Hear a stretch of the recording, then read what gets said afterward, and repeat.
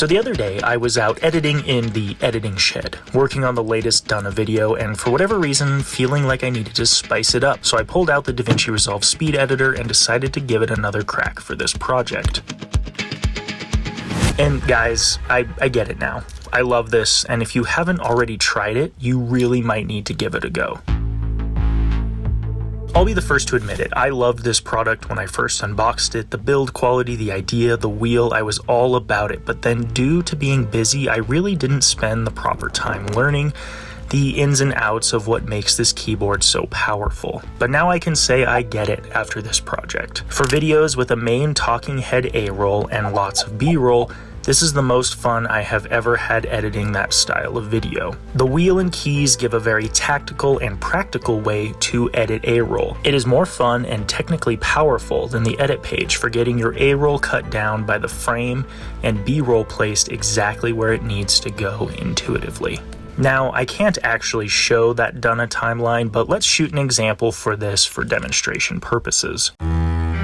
These Star Wars UB pens are quickly becoming my favorite pens. And sure, my adorable son picked them out for me, but they're also just pretty darn cool. I love the cute little characters on the end caps, which include the likes of Darth Vader, C-3PO, Chewbacca, R2-D2, and my favorite, Yoda, or Baby Yoda, because anyone who's green and has long ears in this house is Baby Yoda. But on top of the cute characters, the colors are a lot of fun, they write really well, and I don't know, I'm a big fan of sticky notes and just doodling. I would say 5 out of 5 stars, and that concludes my review of the Star Wars UB pens. So let's take this footage and use this keyboard for this video. First things first, we need to chop down the A-roll. For this stage, the main keys that I am using are trim in, trim out, split, the wheel, and ripple delete. Make a cut with the split key and then refine the ending and beginning of the next 2 clips using those 2 trim in and trim out buttons. Or make 2 cuts with the split key and then use the ripple delete key. This process is fun, tactile, and it just felt like my A-roll cut was a lot cleaner using these tools. Next, it is time to layer on the B-roll. This is super fun as well. The source key is going to be your friend. Make sure you have a folder with all of your B-roll opened up and then hit source. Use the jog and shuttle buttons to go slower or faster through your footage. I think that the scrubbing algorithm is better here, don't quote me on that, but I often missed things in the media section of the edit page, but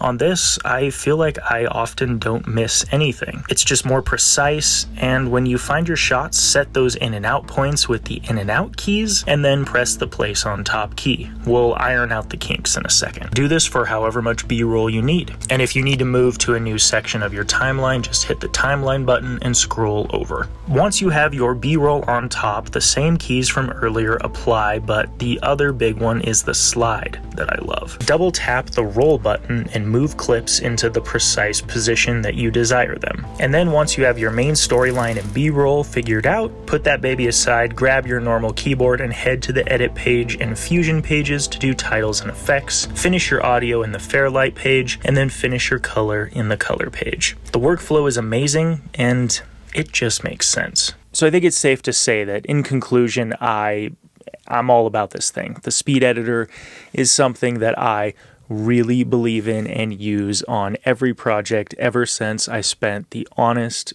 true time to figure out just how to use it as a lethal and deadly tool for all editors. And again, in my first video, I never had anything bad to say. All of my initial impressions were quite solid, and I really liked this product. But after diving in, after spending the time and really learning just what it's capable of doing, this is a completely invaluable no-brainer, and like I would recommend to anyone looking to speed up their workflow, learn the cut page, potentially buy this if you can afford it. And for me, it's just making my whole DaVinci Resolve editing process really segmented in a very good and tangible, logical fashion. And before I let you guys go, I do want to say, I think a lot of people paint the cut page as sort of the Final Cut Pro DaVinci Resolve equivalent. And now that I've used this and now that I've learned the cut page more, I do think that it's the closest thing to the magnetic timeline, but it really is it's not the same. It is completely different. In my mind, when you're using the speed editor and the wheel, it's almost like this cool tool to stack together film. And if you need to have layers, you can press buttons to stack those clips and then move them side to side in space. It's almost more like kind of Tetris filmmaking than the magnetic timeline. And I just think that a lot of people get their hopes up and think, oh, the cut page is just like the magnetic timeline. And again, I think it's the closest thing to the magnetic timeline. I think it has some magnetic timeline qualities, sure, certainly. But at the end of the day, it is a completely separate tool that is supposed to fit in with the other pages on DaVinci Resolve. And I think it's genius. And again, I'm having a hard time seeing myself not doing a DaVinci Resolve project with some flavor of the cut page going forward forever, because I'm just so sold on the design language and the choices behind it. So yeah, I love the speed editor. I love the cut page. Peace out. You guys have a good one, and I'll see you in the next one. And as usual, I'm going to get back to editing. Also, a big shout out to our channel members who support and make this channel possible and get exclusive content like a sit-down behind-the-scenes timeline overview of this video and many other exclusive videos, including a sit-down go-through of my DaVinci Resolve hotkeys. Thank you as always, channel members.